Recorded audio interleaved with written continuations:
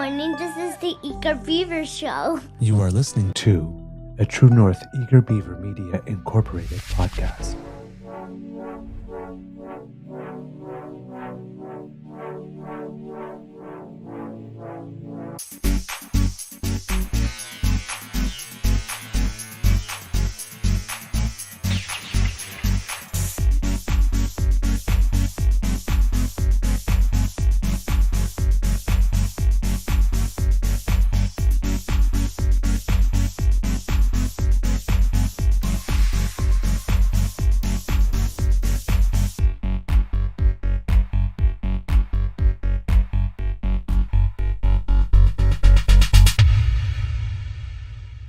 The True North Eager Beaver podcasts are proudly brought to you by our founding sponsors, the Misfit Mysteries from Corvid Moon Publishing, your source for science fiction, fantasy, and cozy mysteries featuring a broad diversity of characters, CanadianTarot.com, your uniquely Canadian online eclectic tarot community, and the Peppermaster, hot pepper sauces made from farm-fresh ingredients to thrill your taste buds and expand your mind.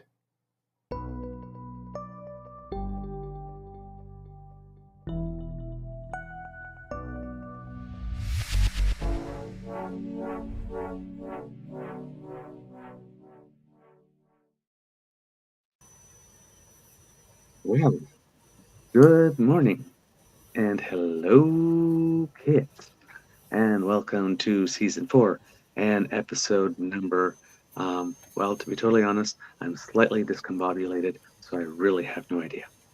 It's 426. 426 of the Daily Beaver Morning Show here on the Tri-Median Network. Yeah! Today, recording day is Wednesday, July 17th, 2024, and it's a grayish kind of day here at the Beaver Lodge. I'm your host, the Eager Beaver, pronouns he, him, hey, Mr. Beaver, and with me, as always, is my good friend, Mr. Grizzly.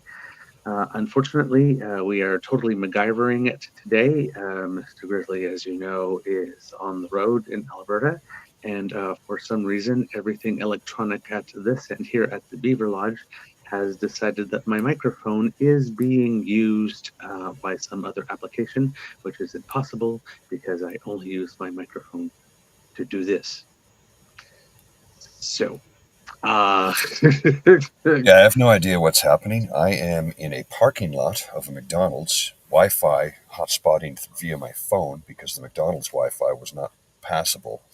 I'm about a 15-minute drive from the campsite because the signal there just wasn't strong enough to try and run one, which was kind of a shame because I thought it'd be neat if I could do it from the picnic table. But unfortunately, technology is not allowing me to do everything I needed to do. The funny thing is, though, I am able to host and produce the show from a laptop in a parking lot in a car.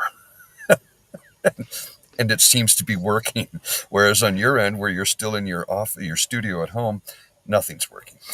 Yep, I'm in my home with like direct plug-in internet with the modem, it's just not working. 5 millimeters away from the and I can't get the mic to work. So yeah, but good. Everybody, I am seeing that the kids on the chat are saying that we can be heard well. So that's good. Yes, gremlins in the system, Kit Carroll, definitely.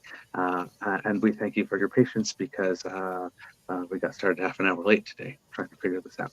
But we are here and you are here and we are very, very, very, very happy to see you. Yes, we are.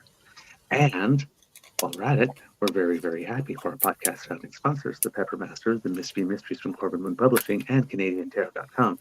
Mr. Grizzly, how's your vacation going and how's your mental health today? Vacation's great, actually. I'm in Ivermere, British Columbia, in the Kootenays right now.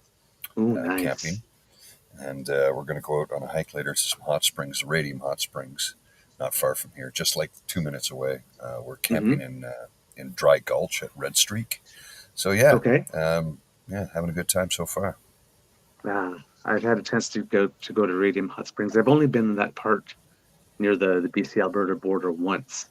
It happened to be the very, very first time I went skiing as well. So let's just say that in that area, it's not like Mont Saint Marie. So I pretty much did only the bunny hills for a whole weekend. Oh my God. But the first time looking down, it was so steep and going like, this is the bunny hill? What? So, I mean, it's completely different over there. But yes, we did get to spend one day at Radium Springs, and yeah, that was a very, very beautiful memory. I have to say. Yeah, It was nice just soaking in the springs. We're gonna venture over to the Fairmont Springs. We're gonna check out Radium, and there's another one we're gonna hike to later on. So yeah, we're gonna check it all out. Have a good time today. Maybe rent a kayak later and go out onto the water. We haven't figured it all out yet. I mean, we still have to. We're going to fire up some breakfast in a little bit.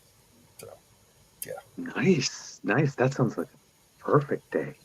Oh, I hope it's fantastic for you. It's going to be 36 today. It's very, very hot here.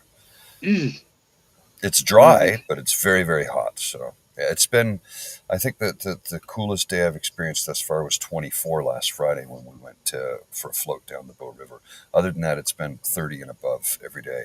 And of course, most people in this part of the country do not have air conditioning. So shopping malls and offices are kind of busy right now. Over at my end, things are I guess that's a scientific word for it. We're very, very, very happy with the good news, of course, with the publication coming. But of course, as Kids and Cubs may be aware, we had a little bit of an accident, auto accident a few weeks ago, and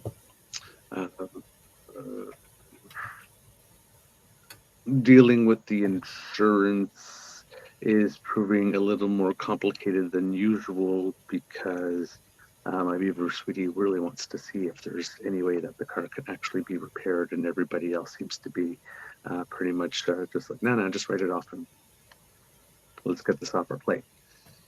So it's been a bit of a battle just trying to get it brought to a shop to find out how much it would cost to actually fix it if we wanted it to fix it. So it's things are heavy now and then. A little stressful. Yeah, a little stressful. A little stressful, I have to say. But otherwise good. Yesterday and the day before were a bit of a rougher day. But then when you have a day like that, you think, okay, I'm going to go do something to like get away from it. So yesterday I went to play tennis because when you play tennis, there's like only the ball, right? You have to keep your eye on the ball at all times. There's only the ball. You can't be distracted. You can't think of anything else. So if you got problems, playing tennis is great because all you have to do is think of the ball. I don't know. I don't know what it is I was thinking of, but I played like I had only left feet and thumbs. There's nothing doing. Just nothing doing. So it ended up frustrating me more than actually doing me some good. So yeah, it's been a little bit of kind of past 24 hours for me, or 48 actually, I should say. But overall, things are good. Food on the table, nobody's sick. So there are problems you can get through. Perspective. It's just a little heavy now and then. I have to admit. All right, but all of you send those beautiful wishes, and yes, especially after it happened. So thank you for your kind words. They did help a lot. All right, on to the news. Finally, the first big news of the day has nothing to do with Ronald Roast, even though he is on the agenda. But we got rain. Well, we got rain. Toronto got rain. We got some rain over here, but I guess there was something that happened that blew the system a little further away. So here at the Beaver Lodge, while we did get some rain, it was like nowhere near. There was no flooding. There was no nothing. But in the Toronto area, oh boy, Yeah, they got second such hammered, incident. They really got hammered. Second such incident in about 11 years. Um, and just you could see the pictures. I mean, it was really something. Um, so this morning, several roads still remain closed. There was record rainfall and flash flooding. As we talked about the other day, Hurricane Beryl jumped about 100 millimeters in one day in certain places. Well, Toronto got that. Got about 100 millimeters. So just flash flooding. Lots of power out. I don't know how many in total were reached at the maximum, but on one news report I heard up to 167,000 people without power. Toronto Dan was one. He was without power, I think, for about 7 hours or something. And the ridiculous thing is they had plans to mitigate this a bunch of years ago, but the former mayor, John Tory, said basically no. Nah, we don't need to do that. Yeah. And then there was some flood mitigation or something like this back in 2019, and that something the Ford government didn't do what it should on. I'm going to try to find the article to get some additional information and bring it to you through there. But I saw that going through the Twitter feed yesterday. Just pathetic. So, yeah, many people. Well, listen again, right? It's the whole climate thing, right? People don't want to act. Politicians don't want to act now because everything that they do now doesn't necessarily show up in time for the next election cycle. So they delay it because there's nothing in it for them, as opposed to building a new hospital where they could turn around and point to it and see, ta-da, right? And then for the mitigation stuff, it's the same thing, right? It's like, okay, we built this mitigation. Oh, well, we haven't used it in the last 10 years. What a waste of money that was. And it's called insurance. And then, yes, but you take a political hit. Yeah. Right? Until something like this happens. So there's really, for people who think in 4-year cycles, there's nothing in it for them. Mm-hmm. Right? They literally have to be doing the statesmanship work and decided that it needs to be done. Or the situation has to get so bad, like it was in China at one point with the air being so smoggy that the government knew that if it didn't do anything, there would be such a revolt and such a great number of people. And there's a reason why. I saw an article today that China is like installing wind and solar at the rate of something like 5 plants per week or something. I mean, ridiculously fast anyway. So, but they are government for life, and they only risk being overthrown by a mass popular revolt. So they can do a long-term project. Over here, anytime somebody says, I want to do a project, but it won't yield the benefit until 15 years down the road, it goes nowhere. It goes nowhere. And all of this stuff, when you think about the climate, when you think of all the stuff that is baked in, they're telling us for the next 28 years, well, that's 7 election cycles.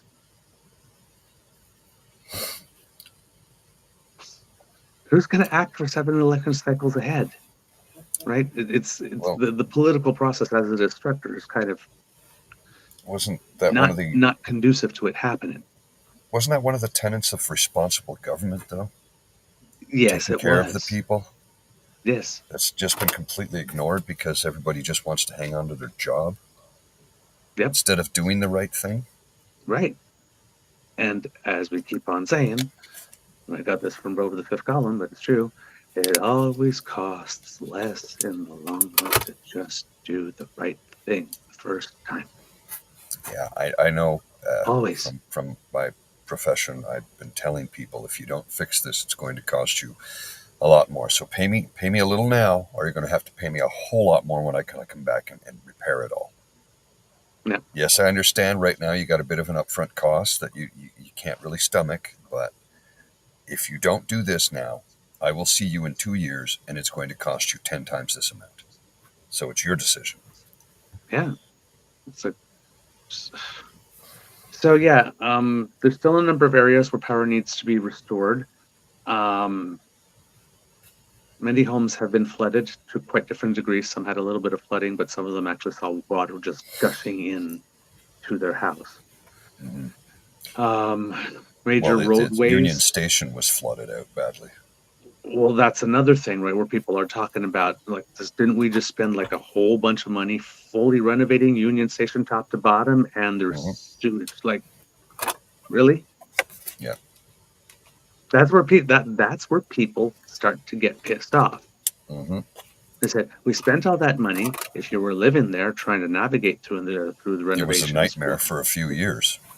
yes, I guess, and you endured all of that, and then it's there, and then the first boom rainstorm. Oh my God, there's like sewage and it's like you renovated it to make it look pretty, but you didn't do any. Yeah. I said yesterday, when I was tweeting it, you remember that movie Poltergeist? Hmm. This Yeah. At the end of the movie, they're in the pool, and all the skeletons are popping up, and the developer comes, and the guy goes, "You son of a bitch! You moved the headstones, but you didn't move the body. You Yeah. only moved the headstones. You only moved the headstones." It's just like, So they could save money. ah! That's the kind of stuff that drives people nuts. If you're gonna do the job, do the whole freaking job. Ah. Yeah. So, the Don Valley Parkway, the Gardner, the Lakeshore, all of it flooded. Lakeshore Boulevard was actually just Lake Boulevard. Um, of course, what?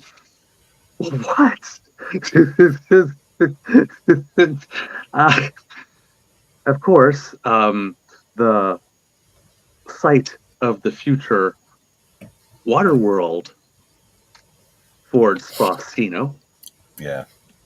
Great place to put an underground parking lot there, Doug. Yeah, that's going to flood. And they want to keep developing the green belt, which takes away from flood mitigation services because it absorbs anyway. Yep. All in pursuit of the almighty dollar. If you look at a map, there's like this big crescent and Highway 413 going through right through another area that could, help mitigate floods. Yeah, and it all runs downhill. And what's at the bottom of that hill? Ontario Place, where that Therm Spa will be, where that $600 million underground parking lot will be. Why is he building such a big parking lot? Because it's going to be a casino, not a spa. Mm-hmm. Yep. Indeed. So, it brings back the question, what needs to be done in the city to continue to upgrade the infrastructure? Mayor Olivia Chow, interesting move here. Said that the federal government had provided some funding on the floodplain, but not enough. And there's a request in with them and with the provincial government to step up somewhat. Federal and provincial government, she said, the federal and provincial government can partner with us so that we can do more flood mitigation measures. So it seems that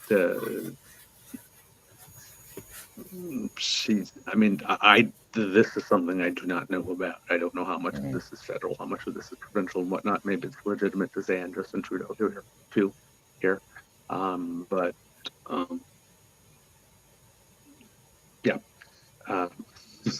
She's definitely saying, okay, well, fine, give me money, which is probably what she should be doing anyway.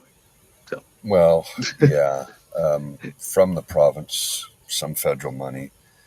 She was the first one to raise property taxes in, like, I don't know, a few decades, which was needed because, let's face it, no mayor was willing to raise taxes because they knew that it would be their death knell. But it's like, but your infrastructure is crumbling. The city is broke.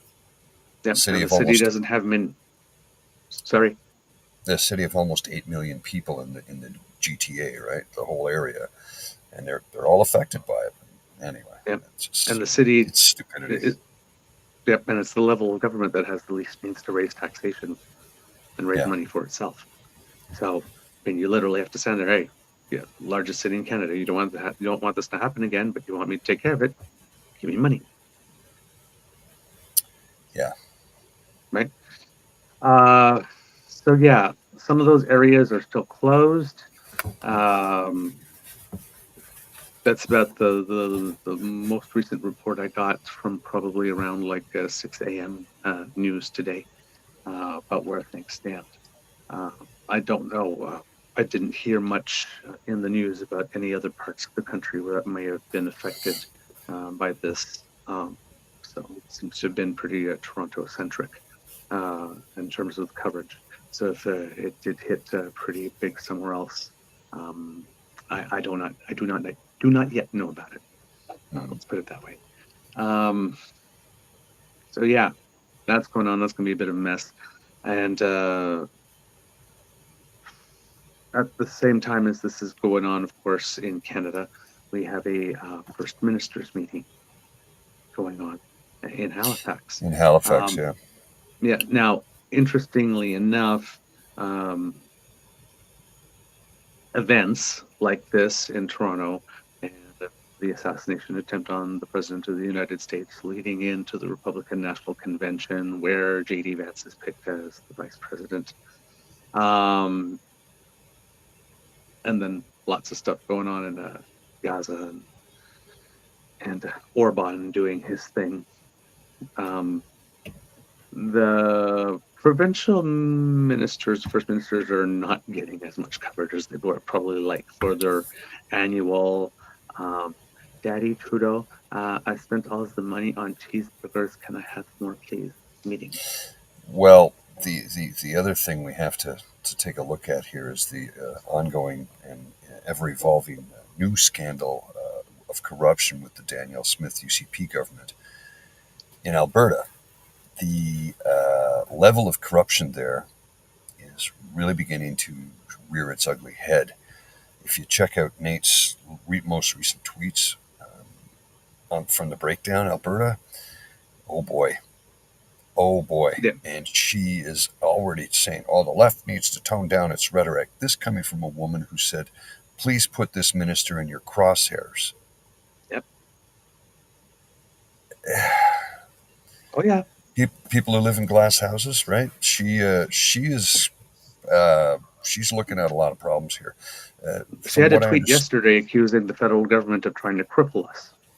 Yeah, well, from what I understand, the Tylenol scandal, that ties into about 3 other people. That involves free hockey tickets, and it's just a level of corruption that I think only Doug Ford could be accused of doing more. Yeah, it's just brutal. It's absolutely brutal. Yeah, I mean, and then there's a whole thing with David Parker going on in the background there. Yeah, he's discussing her level of corruption. Sorry, I'm trying to hold this on a steering wheel.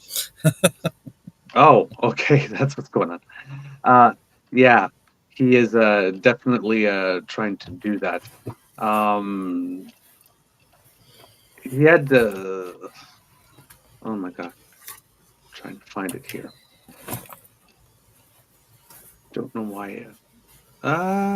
Nothing is cooperating today. This is this is really tough today. Yes, he did put out a tweet indicating that he was going to reveal some information and blow some stuff up with regard to the Tylenol purchase. It was definitely Nate Pike from the Breakdown, Alberta. So I'm going to just go there right now to try and find it.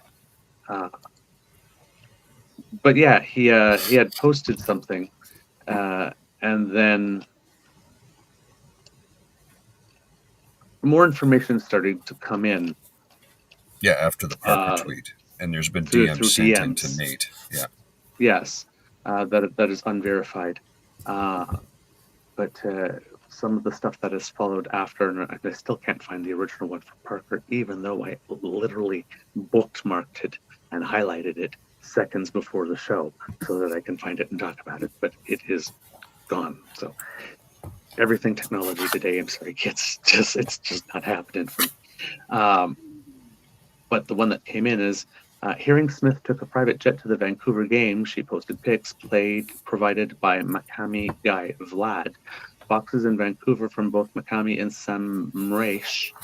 Clear conflict of interest. PO attending boxes during playoffs at $50K a box is straight up bribery. Follow the money. Several cabinet ministers went to multiple games. PO and staff went to several games, 7+. $50K a box during playoffs is normal. That's a big chunk of cash. Let's see what important context in the next tweet. So he says, San Maresh has facilitated a number of high-profile deals for the UCP, including the Tylenol. Vlad is one of the owners of a Macami College, which is the beneficiary of changes Smith made to funding models, and Macami is the school of former principal secretary to Smith, Erica Barutis, I guess, is a department head of, and is also the director of external relations. Again, this is an unverified direct message, but it is not the only one making these claims tonight. Strap in, Alberta. Looks like we are in for a bumpy ride. Yeah, it's just going to unravel in front of our very eyes. And who knows? Will she get charged? Probably not. They'll change the laws so she can skate. I mean, they already did change the amount of money they can receive in political gifts. Yes. It was about a year ago they did that, I think. It's absurd what's taking place in right in front of our very eyes, and it seems there's nothing we can damn well do about it, which really pisses me off, because they're not only are they pissing on us, but they're doing it and laughing at us while sipping on champagne. So, I don't know what the recourse is. We don't have any recall rules in this country when it comes to any sort of government, whether it's federal or provincial or even municipal for that matter. So, they're just going to continue to do this and get away with it until somebody somewhere has the cojones to charge them. And yes, I realize that it requires evidence and discovery and yada, yada, yada. But how do they get to continue to get away with this constantly? And nobody's doing anything about it. It's just so frustrating. There we go. I finally found it. So with Nate saying, guess the romance is over. Also, we have some questions. David Parker's tweet, what is the connection between Turkish Tylenol, the Edmonton Oilers, private jets, and Premier Danielle Smith? Corruption. Mm-hmm. So, he basically then just dropped that. It seems that Marco Hugenboss has also gotten involved and said, certainly the people who make the rules know the rules, right? We hope you enjoyed your flight. Sincerely concerned Alberta taxpayers, as he highlights a section of the Conflict of Interest Act. And then says, it is becoming increasingly obvious that Premier Smith has taken the path of premiers before her. Smith has become nothing more than a figurehead who smiles at the cameras and delivers campaign-style speeches. Rodeos, hockey games, ribbon-cutting ceremonies, and party fundraisers are the order of the day. She is the consummate 21st century politician, image over substance, spoken woke slogans.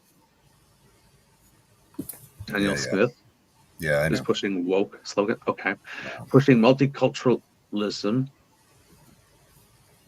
Yeah. Are we talking about the same Danielle Smith here?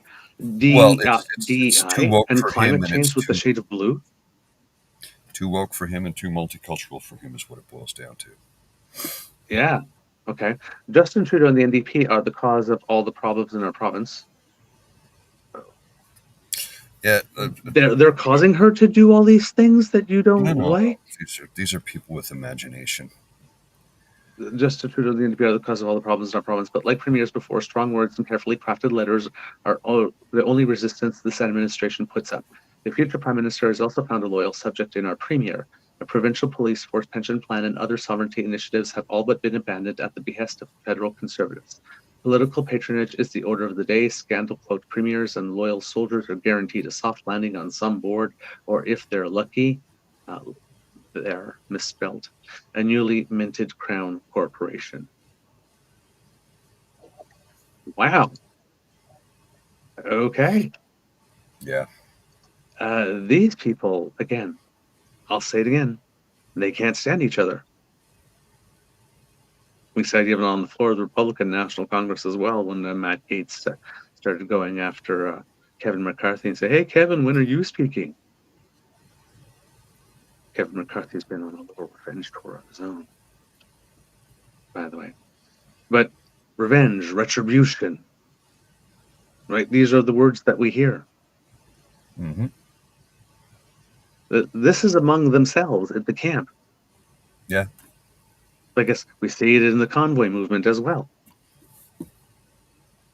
Speaking of that, I know it's cheap gossip, but it seems that Tamara and Dwayne are not together anymore. Well, yeah, Tamara and her husband have split.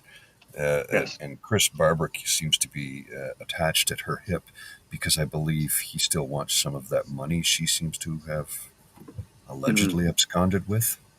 Yes. And Pat King, apparently, who I had so much to say, apparently is not going to testify in his own defense. Oh, that's interesting. Well, yes. But back to this kind of stuff. So, yes, David Parker is, saying, going to blow the whistle on all the corruption. It does seem indeed that Danny's a little more open for business. Let's put it that way. And again, what is it about like tickets for shows at restaurants? I mean, why do our politicians always go so damn cheap? I mean, my God, Clarence Thomas at the Supreme Court got like luxury trips on yachts to Indonesia and tuition paid for the person. He said back then he was sort of like a son, but hasn't apparently, according to the guy, was like a son, hasn't had any word from in a couple of years since he got in trouble with the law. Unlike Joe Biden with his son, for example. He just cut bait on him.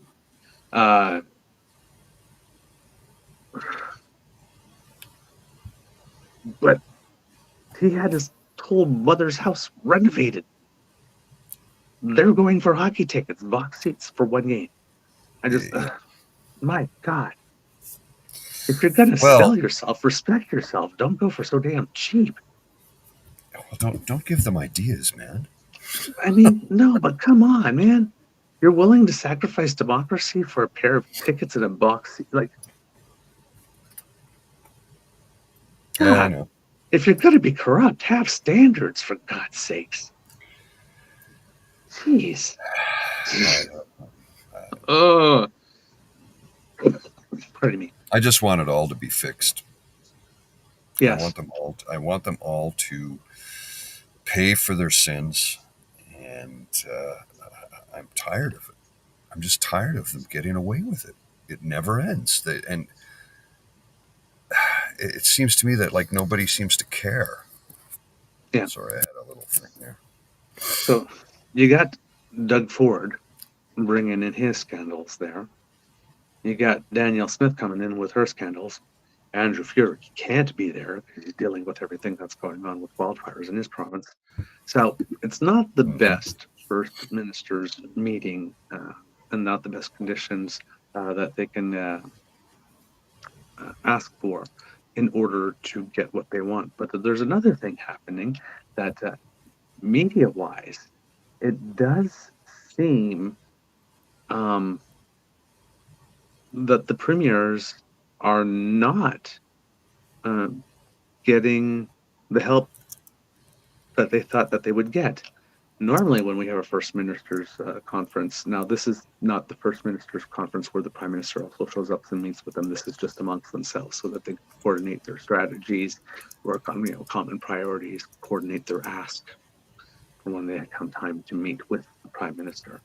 But rather than starting off with give us more money, it started off with Tim Houston, Premier Tim Houston, saying, federal government stay in your own lane,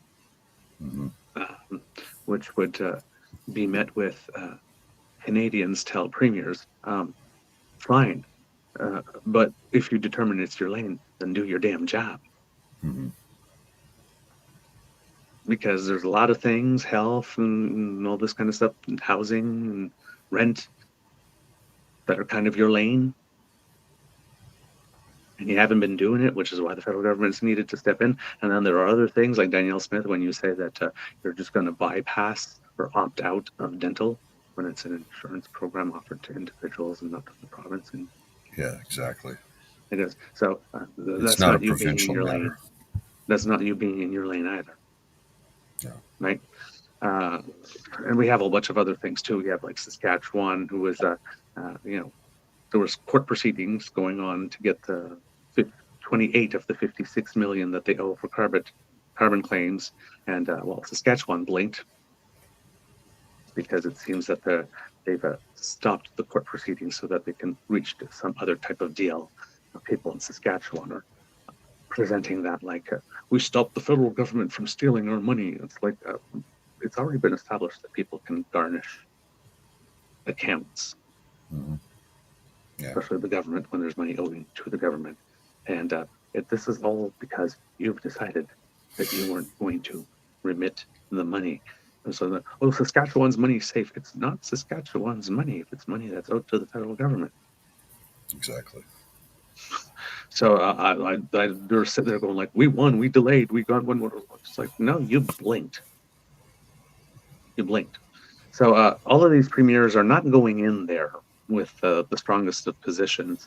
And it seems that a lot, while they're saying enough is enough with federal jurisdiction, it seems that the overall media consensus is, yeah, you know what? Before you start asking for more money, why don't you show us how productive you've been with the money you've gotten so far? Well, they're going to keep a Roberts blind because they can get away with it. And again, it never gets answered for. So, yeah. Look, we've got a level of corruption in provincial governments right now that I've never seen before in the history of this country. And they just continue to get away with it. Nobody's getting charged. Nobody's going to jail. Somebody somewhere is getting paid off. And it just goes on and on and on and on. And all they do is deny and deflect and then blame the prime minister for everything that's bad in their province when 99% of it is their own damn doing. So to say that I'm frustrated with it all would be an understatement. But there you go. It's just... They continue to get away with it, and we're not doing anything to stop them. And I don't even know what measurements or what measures we have in place to stop them, other than trying to bring a class action lawsuit, and I don't have the money to do that. Yeah, I know. So, but it's just really interesting dynamic, because usually when you have these meetings, and it's like, oh, the big bad federal government and the poor, and it's like that's not happening this time around. Another interesting thing happening is that there's seems to be a more moaning about equalization, but this time it's coming from the governments of Newfoundland and the government of BC, which is kind of interesting because those are not conservative governments. Now the government of BC has an election coming up, and the gap is really narrowed between them and the sort of like united conservative movement that's been forming provincially there. And Newfoundland and Labrador will have one coming up. Not this year, but I think next year. And it seems that they're trying to show that they're not good buddies, because campaigning against the federal government is always a good thing. Newfoundland and Labrador is making some equalization claims, saying that, it's kind of weird. The last 15 years, we've not received equalization, even though things have been tough. And now this year, we're finally going to get it for the first time. But Newfoundland and Labrador did find oil. So that kind of changed things for a while.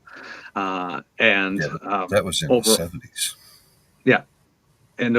But once they started exploring a couple of other projects, a little later on, there was some revenue things that put, relative to other provinces and various financial crises, Newfoundland in the have side rather than the have not side for a certain amount of time, which was interesting for Newfoundland when it happened.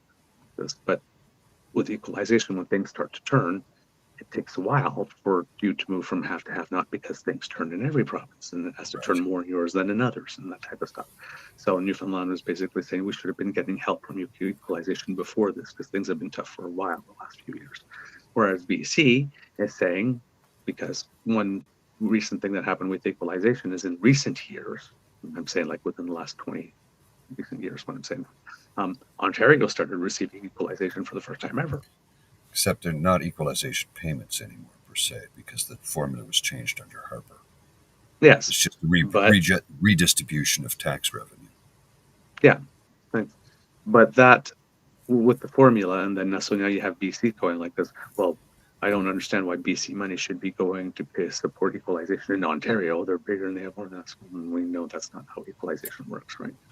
Equalization is money that the federal government decides it is not going to keep for itself once it is paid to the federal government and redistribute. And all they are doing is arguing about the share and the proportion with this. But as soon as they start talking about, I do not know why our money is going to support another province, it's bullshit. Mm-hmm. So even David Eby, NDP, is campaigning on the lie right now that people in British Columbia are paying to support people in Ontario. And as Premier, he's going to fight to stop that. He's going to spin the lie to try and get reelected, even though it's just that construction of the political enemy. So that's what's going on here. Of the two, Mr. Fury probably has the more reasonable argument and saying, is there a way for this to, maybe like change the proportions so that things can flip in a time, in a way that's more timely as crises are hitting? That you could change the formula in that way. There might be some ways to do that. But the other one saying was like, I don't think the money of the citizens of this province, who I represent, should be going to support a province either that I don't like because they're French, or that I don't like because they're bigger, but they happen to be going through a tougher time right now. Mm-hmm. Hey, they're the bigger province. We shouldn't be supporting them. They should be supporting us. Well, it's like everybody has ebbs and flows. But when you start getting to those arguments, that's just pure politicking and posturing. Well, pure politics. So Mr. Fury actually has something constructive. Yes. Yeah. Yes. Well, all right. So, we're gonna have to wrap it up because yes. I gotta get back. This is not my vehicle, so. Yes. No worries. All right, kids and cubs. Sorry. Really trying not to talk about the CARE and the AFN. But listen, just to give you a quick lowdown, I watched the whole speech. It is not as bad as the headlines indicated and the images of people turning their back. That's really a big deal. But what he said in the moment wasn't like I expected. Way worse, that he had said something that was completely offensive and triggering and got people to turn back. No, people just turned their back because his past and who he is and whatnot, and they just don't believe him. And past relationship with the Harper government, which was horrible. But he did make many blunders. But it wasn't like he went in and told them that they needed better work ethic. So he also didn't mention that he had done that. Also, which probably if you were going to go talk to him for the first time, you might have wanted to own up to that and say that was wrong. But he just decided to gloss over that like that didn't happen. He did talk about the day of the apology from the federal government, but he didn't say a word about what he did minutes before that happened, while he was there in a room where everybody knows what he did. So there were a lot of things he didn't say. And he won't, because he is convinced that everything he does is right and just because he's a narcissist. Yeah. So, there was a lady who spoke afterwards in the Q&A. So let's say when you're back and whatnot, like this, we'll be able to play that one. Who pointed out that it was the things. It wasn't so much the things he did say. Like he did say things like our Indigenous people, which is like you don't do that. Like this, and a couple of times he dropped some wackos in there talking about the Prime Minister. Which again, if you're in a room supposed to address the First Nations, and you start mentioning a wacko, you're sending a sign that you're there for you, not for them. Yeah. Well. So those things did not go over. He did mention his 4 little 3-word lines once, which a lot of people said they didn't want to hear. He mentioned it only once. So, but a lot was the things that he didn't say. He didn't talk about missing and murdered Indigenous women and girls and two-spirited people and all that kind of stuff. So there's a lot of things he didn't touch upon, and so the controversy was more in what he chose not to say, more than what he did say, in certain ways. All right, kids and cubs, that's the end of this episode of the Daily Beaver Morning Show. We love making this for you. So we hope that you love listening to us, especially today, because this was kind of a weird one. Hopefully the mic will work tomorrow when I turn on the computer. Yeah, try and figure it out after this. Yeah. If you would like to support us, please do, because the Ray Girl has made that possible. If you scan that QR code, it brings you to our pod page, podpage.com/The True North Eager Beaver, lowercase letters with a hyphen between each one of those words. And if you click subscribe there, when we have something fresh off the bandwidth, it comes directly to you. If you would like to support us in other ways, then you need to make your way to the True North Eager Beaver Media Incorporated YouTube page, which is closing in on 4,400 subscribers, kids and cubs. Thank you so very, very, very much.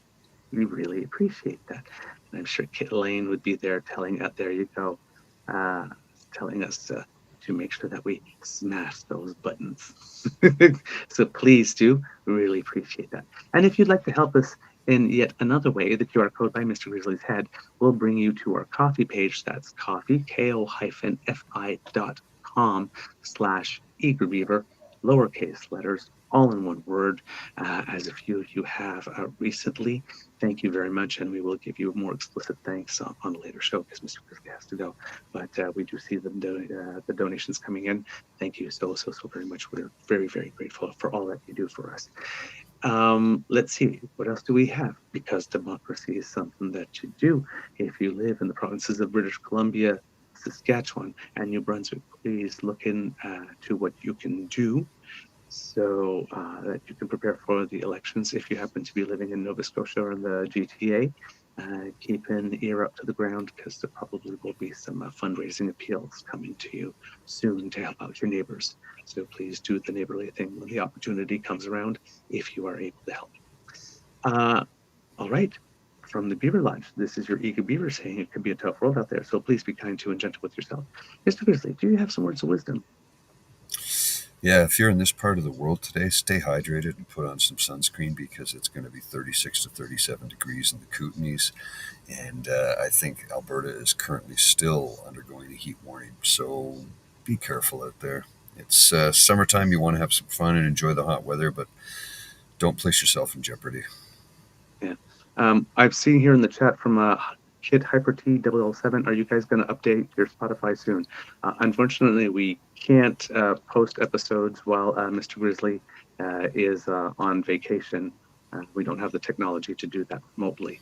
It's there's because I have to download, edit, and then upload, and I have to do all of that on my computer at home. I can't do it on my laptop. It's just simply not viable. Right now, I'm hotspotting through my phone, which means I'm burning through data like crazy. So it's just not possible where I am right now. But sometime soon, starting next week, because I will be back on Monday in Ottawa, so I will get to work on those, getting that updated as quickly as possible. Yes. And I've been doing my part. I've been working on some episode descriptions to get those updated because I was behind on those as well. So hopefully we'll be. I'm now only 15 behind, as opposed to 25. So working on them.